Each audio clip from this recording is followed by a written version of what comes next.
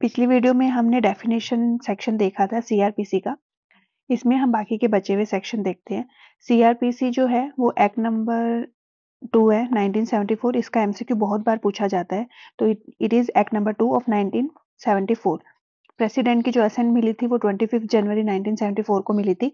Enforcement जो हुआ था 1 अप्रैल 1974 को हुआ था। तो ये जो दो डेट है 25 जनवरी और 1 अप्रैल, ये दोनों इंपॉर्टेंट है। चैप्टर 1 है 30। चैप्टर जो है इसके सीआरपीसी के टोटल वो 37 है। सेक्शन 484 है और शेड्यूल 2 दिए गए हैं।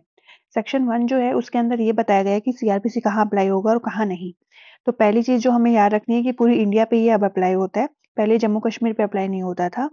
तो वो JNK जो रीऑर्गेनाइजेशन एक्ट है उससे ये हट गया।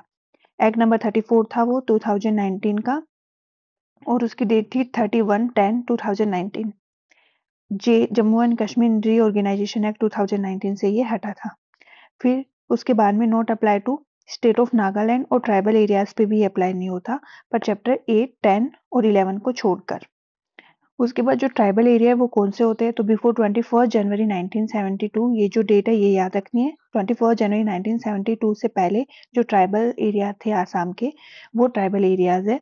और ये जब मेंशन किया गया है वो schedule 6 para 20 of the constitution में किया गया है। Does not include the municipality of the Shillong, यहाँ पे स्टार्ट होता है। एक बार बैरक लैंग्वेज हम देख लेते हैं। Section 1 Show Title Extent and Commencement. This act is called Code of Criminal Procedure 1973. It extends to whole of India including Jammu and Kashmir भी अब है। Act number 34 2019 और इसकी डेट 31/10/2019 है। Provided that the provision of this code other than relating to the chapter 8, 10 and 11 shall not apply. 8 chapter 10 और 11 chapter के अलावा ये जो है वो नागालैंड और ट्राइबल एरियाज पे जो है अप्लाई नहीं होता है। But the concern state government में बाय नोटिफिकेशन, बट जो गवर्नमेंट है वो नोटिफिकेशन से apply such provision or any of them to the whole part of the state of Nagaland and tribal areas पे भी ये कर सकती है।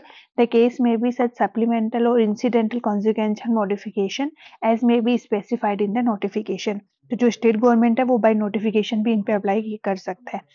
एक्सप्लेनेशन अगर आगे दी गई है ट्राइबल एरियाज कौन से होते हैं, तो ट्राइबल एरियाज वो एरियाज होते हैं बिफोर 21 जनवरी 1972 से पहले।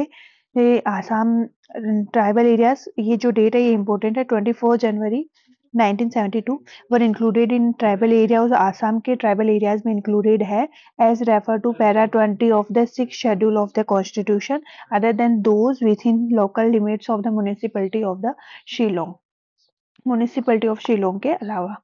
and it shall come into the force on first अप्रैल 1974 को ये come into the force in force आया था। अब उसके बाद में जो चैप्टर 3 है वो देखते हैं। Construction of references. Construction of references में आता है मेट्रोपॉलिटन एरियाज। जो मेट्रोपॉलिटन एरियाज है उसमें CMM होता है, उसमें CMM और MM होता है। MM मेट्रोपॉलिटन मजिस्ट्रेट और चीफ मेट्रोपॉलिटन मजिस्ट्रेट, क्योंकि मेट्रोपॉलिटन एरिया इसलिए मेट्रोपॉलिटन मजिस्ट्रेट होगा और चीफ मेट्रोपॉलिटन मजिस्ट्रेट होगा। और बाकी के जो एरियाज है उसमें जुडिशियल मजिस्ट्रेट होगा और चीफ जुडिशियल मजिस्ट्रेट होगा। अब उसके बाद में MM जो होता है मेट्रोपॉलिटन मजिस्ट्रेट, वो इक्वलेंट होता है जुडिशियल मजिस्ट्रेट फर्स्ट क्लास और जुडिशियल मजिस्ट्रेट सेकंड क्लास दोनों के। CRPC 1898 है जो थी, उसके अंदर 3 JM होते थे, JM judicial magistrate first, second और थर्ड। बट जो अभी की CRPC है जो करंटली चल रही है 1973, उसमें 2 ही JM होते हैं, जो कि होता है JM 1 एंड JM 2।